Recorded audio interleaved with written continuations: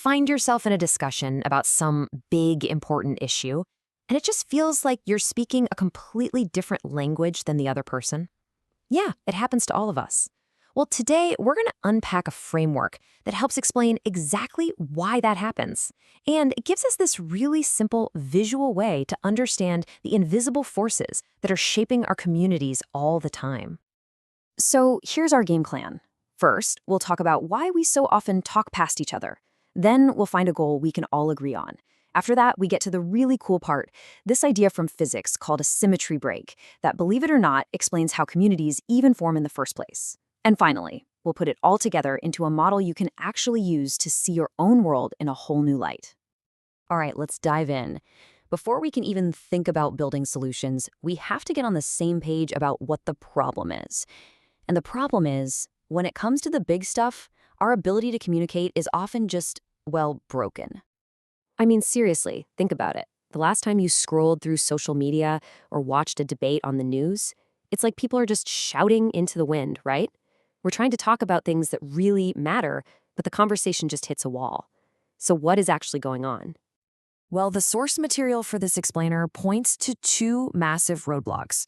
First, you've got experts talking in specialized jargon that the rest of us just can't follow. And on the other hand, the media often simplifies everything into a two-sided fight. You're on this team or that team. So you're either locked out because it's too complicated or you're forced to pick a side. Neither of those helps us actually solve anything together. Okay, so if that's the problem, where do we even begin to fix it? That brings us right to our second point, finding a goal that's powerful enough to cut through all that noise. Instead of getting bogged down in the most divisive topics right away, this framework suggests we start with something pretty much everybody wants. I mean, if you strip away all the politics, all the jargon, what are you left with? The desire for a healthy, safe, and thriving community. That right there, that's our common ground. It's the foundation we can actually start building on. Okay, now for the really fascinating part. To understand something as complex as a community, we first have to understand how complexity itself gets started. This brings us to section 3, and what is basically the secret sauce of this whole framework, an idea called the symmetry break. First off, let's get a simple definition for complexity. It doesn't have to mean confusing or hard to understand. It just means something is made of different parts. You know, a car is complex. It has metal, glass, rubber. A tree is complex. It's got roots, a trunk, and leaves. Simple enough, right? But the real question is, how do you get those different parts in the first place? And this is the engine. A symmetry break is that exact moment when one thing becomes two different things. Just picture drawing a line down the middle of a blank page. Before, it was all the same. Now you have a left side and a right side, an inside and an outside. That super simple act of creating a boundary is the fundamental building block for, well, for everything that comes next. So this is a cool idea, but what does it have to do with the real world? Well, in this next section, we're going to use this concept of symmetry breaks to build a layered model of an actual human community. And here it is, the model itself. Kind of looks like a target, doesn't it? It's built from the inside out, using just 3 of those fundamental symmetry breaks. And these 3 simple breaks create the core layers of how humans organize: the self, the family, and the wider culture. Let's break them down real quick. The very first boundary is your own skin. It's what creates the difference between me and everything that's not me. The second boundary is family. It draws that line between kin and non-kin.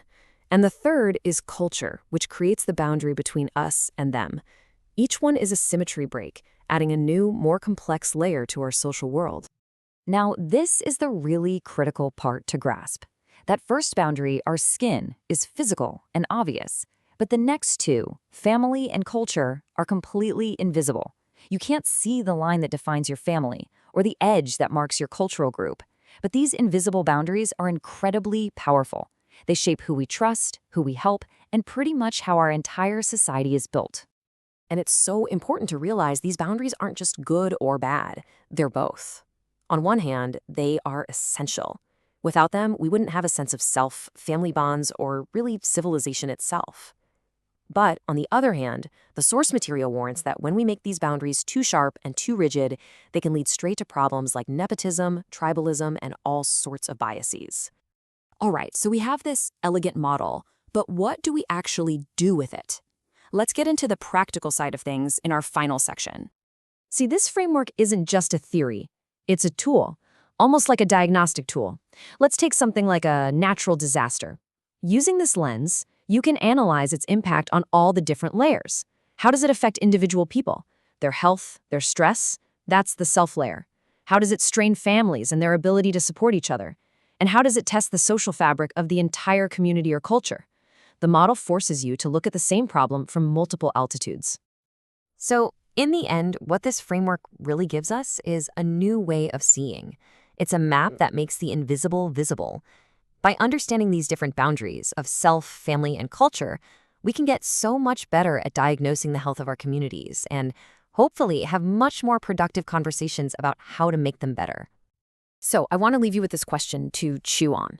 Think about your own community, right where you live. Which of those invisible boundaries, the one around family or the one around culture, do you think has the biggest impacts on daily life, for better or for worse? It's a powerful thing to think about.